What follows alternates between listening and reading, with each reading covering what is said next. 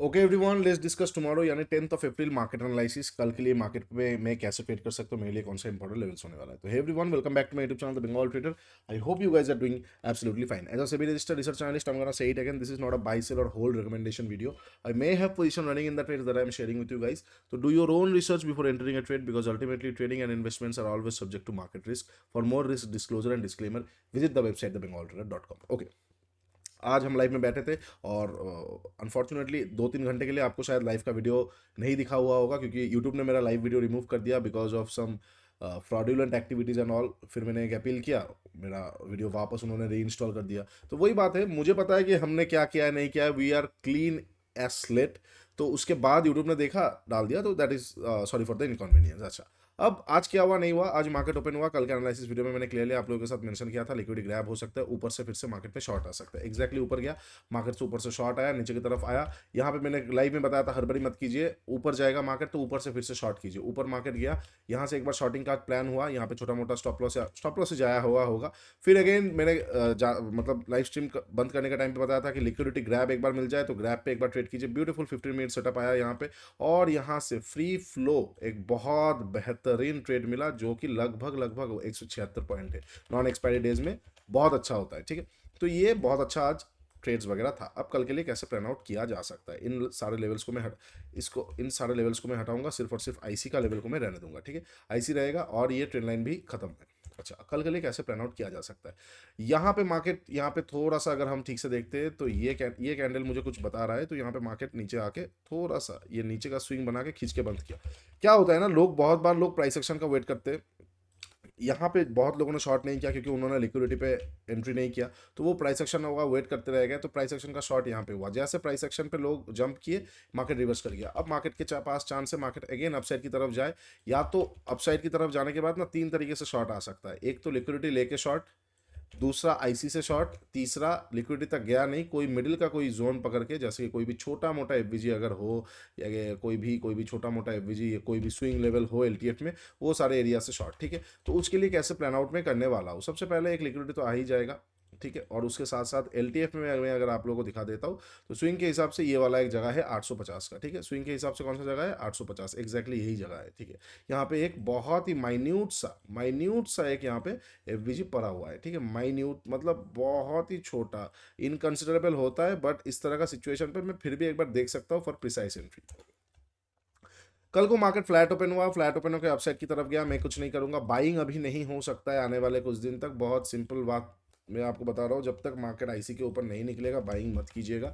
Buying पे आप बैठोगे, मार्केट कभी भी रिवर्स हो जाएगा, उसके साथ जैसे आप बाइंग करोगे मार्केट ऊपर तो जाएगा, लेकिन विक्स नीचे आ जाएगा, तो आपका प्रीमियम उतना बढ़ेगा नहीं। मार्केट 100 पॉइंट भागा तो आपका प्रीमियम शायद 30 पॉइंट भागेगा।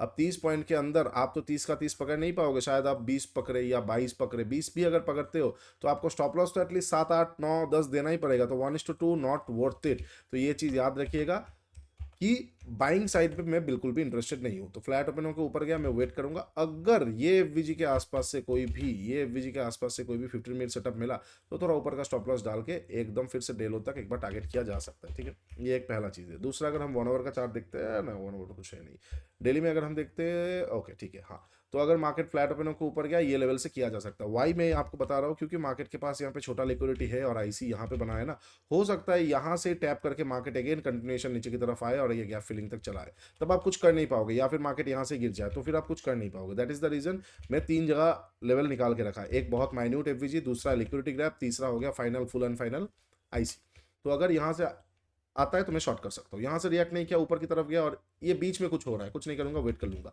अगर लिक्विडिटी ग्रैप पे आता है मैं शॉर्ट कर सकता हूँ। अगर लिक्विडिटी ग्रैप होने के बाद मार्केट अगेन रिवर्स हो रहा है तो मैं वेट करूंगा, आईसी के आसपास से शॉर्ट कर सकता हूँ। अगर लिक्विडिटी ग्रैप से ही मार्केट नीचे की तरफ आ गया, प्राइस एक्शन नीचे की तरफ आ गया, तो पोजीशन ऐड किया जा सकता है। अगेन डाउन साइड का लिक्विडिटी तक एक बार देखा जा सकता है।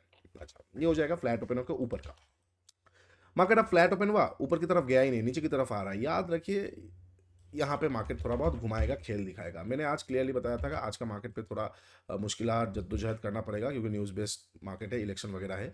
तो इनकेस अगर कल को मार्केट फ्लैट ओपन होकर नीचे आता है ना, तो कल भी मार्केट में थोड़ा बहुत घुमावट हमें देखने को मिलेगा। थोड़ा बहुत घुमावट इसलिए मिलेगा कि फ्लैट ओपन हुआ, फ्लैट ओपन होकर नीचे आता है तो ये लेवल तोड़ते ही मैं शॉर्ट नहीं करूंगा, क्योंकि ऑलरेडी एक मूवमेंट हुआ होगा। और उसके साथ साथ मैं वेट करके सेल ऑन राइज करूंगा। सेल ऑन राइज अभी मार्केट पे है, जैसे मैंने कल आप लोगों को बताया ना, ये लेवल के नीचे जैसे निकला, सेल ऑन राइज मार्केट है, राइज पे सेल करो।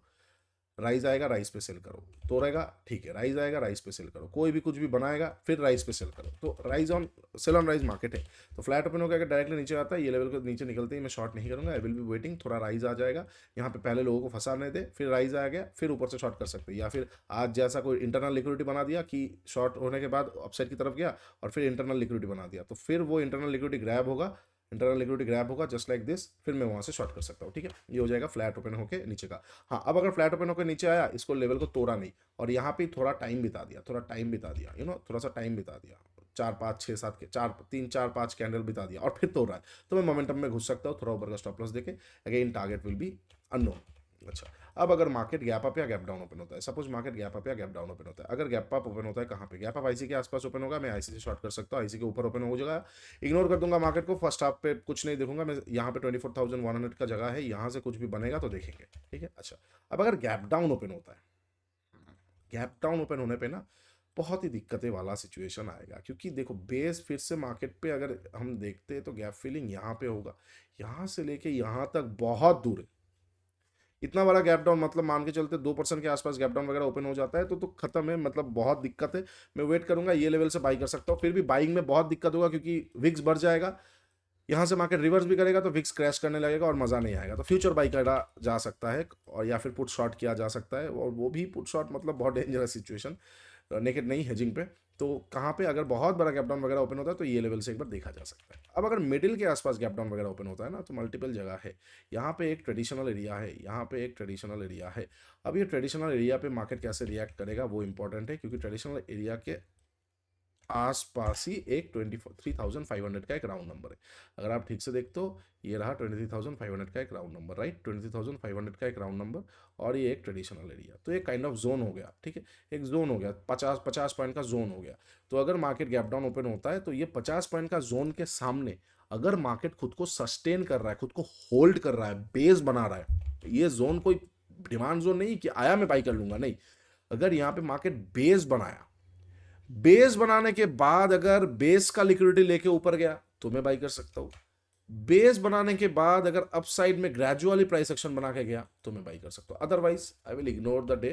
कल फ्राइडे है, वैसे भी सेकेंड हाफ में मोमेंटम आ सकता है, जो भी करेंगे आराम से करेंगे, हफ्ते को खराब नहीं करना है। बहुत अच्छा ये वाला हफ्ता मार्केट ने खुद के साथ मार्केट ने अच्छा खासा हमें प्राइस के साथ साथ दिया है, तो आराम से करना है। ठीक है, तो ये हो जाएगा सारा पॉसिबल सिचुएशंस कल, यानी कि 10th ऑफ अप्रैल फ्राइडे के लिए। वीडियो अच्छा लगा है तो do like share and subscribe. नीचे इंस्टाग्राम का लिंक दिया हुआ है, जगह जरूर चेकआउट कर लीजिए। मेंटरशिप प्रोग्राम का भी लिंक दिया हुआ है, ट्रेडिंग गीता 1.5 एंड उसके साथ साथ स्विंग शास्त्र 1.0, आप लोगों को बहुत अच्छा लगेगा। एंड उसके साथ साथ ट्रेडस्क्राइब.in, India smartest trading journal ever, free of cost for you guys, go and check it out, आप लोगों को बहुत अच्छा लगेगा।